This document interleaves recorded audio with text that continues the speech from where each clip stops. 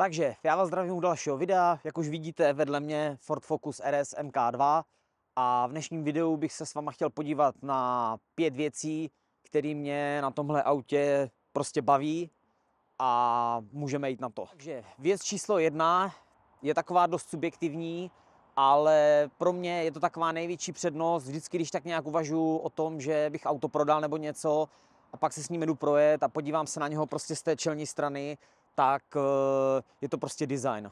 Design toho auta, prostě to auto, jak je široký, vidíte ty blatníky v okolí jsou vlastně širší než standardní verze, což vlastně klasické Focus nebo STčko. Celkově ty nádechy na té kapotě, mně osobně se nejvíc líbí i ta bílá barva s těma černýma doplňkama, protože to ještě zvýrazňuje vlastně proporce toho auta a prostě ta bílá, když je fakt čistá, je to auto umytý a to, tak je to za mě absolutně top. Zadní strana, jak vidíte, je to vlastně, jakoby ten koncept je podobný, stejně jak na tom předku, jsou tady vlastně ty široký blatníky, tady krásně vidíte vlastně, v okolí to auto je širší oproti standardu, 2 koncovky výfuku, křídlo, dole difuzor, za mě prostě je to pecka a hlavně se mně líbí to, že se to odlišuje od těch standardních verzí, že když to někdo uvidí, tak to fakt okamžitě pozná, protože ta karoserie je prostě úplně jinačí. Tak a máme tady věc číslo 2 a to je asi taková nejsilnější stránka, co se týče interiéru. A samozřejmě, jak už všichni tušíte, tak jsou to sedadla. Tady ty sedadla jsou naprosto fenomenální, dobře se v nich sedí, nejsou nějak jakože extra nepohodlný, dá se v nich vydržet celý den. Jsou prostě fakt jako opravdu sportovní, jsou to sedadla, které si na nic nehrajou, ty sedadla vás podržují v každé zatáčce, boční vedení super a o designu ani nemluvím. Samozřejmě nemusí se líbit každému, ale myslím si, že každý, kdo má rád sportovní auta, tak tady ty Reccara prostě na to nejde nic říct. Jo? Takže to byla věc číslo 2. Tak a máme tady věc číslo 3. A vy si asi teďka říkáte, proč mě slyšíte a nevidíte. A je to kvůli tomu, že věc číslo 3 je velikost kufru. Bohužel jsem sebou nic do toho kufru neměl, protože jsem se chtěl i trošičku svést, tak jsem si říkal, že do toho kufru skočím sám.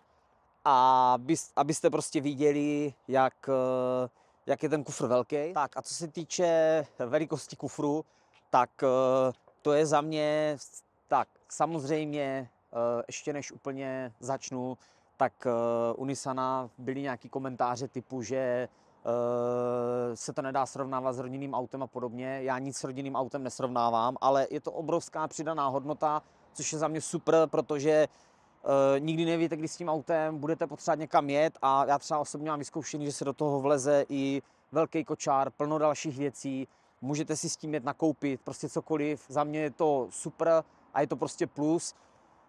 To, že tam ten kufr je lepší, než kdyby tam nebyl, takže samozřejmě nikdo v něm nic vozit nemusí, ale za mě je to prostě velký plus a to je věc číslo 3. Tak, máme tady věc číslo 4 a už asi víte, o čem budu mluvit. Je to vlastně tak trošičku dohromady i s tou trojkou, s tím kufrem a je to vlastně celkový prostor v tom autě. Kufr jsme viděli před chvílí.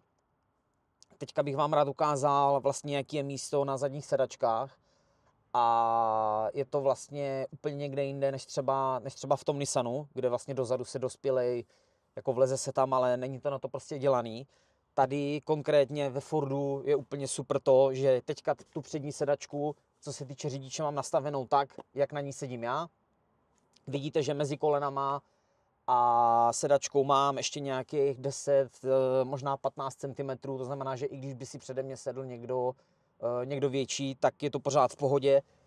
Ty zadní sedadla jsou i celkem pohodlný.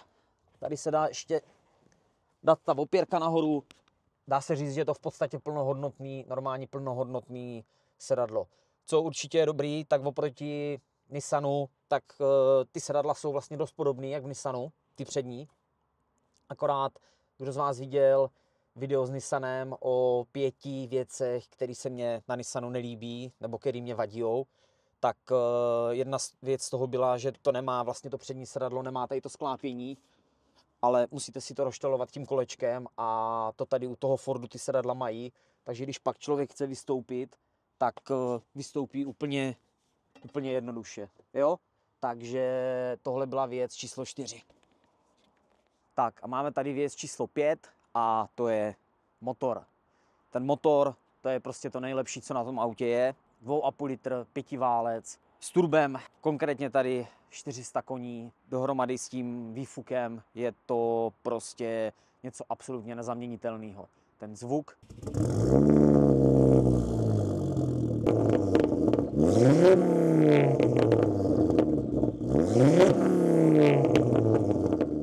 Ten celkový projev, výkon, točivý moment, všechno, hraje to všechno krásně dohromady a společně vlastně s tím autem, možná bych ještě rád dodal i jakoby k tomu celku, i co se týče podvozku toho, jak je to auto široký, že to má samosvor s tím motorem, tak fakt jakoby komplet, prostě celý ten balíček, ať už se bavíme o tom vzhledu, nebo o tom podvozku, o těch jízdních vlastnostech, k tomu ten motor, tak za mě je to prostě pecka, proto to auto mám prostě rád, tak jak ho mám rád.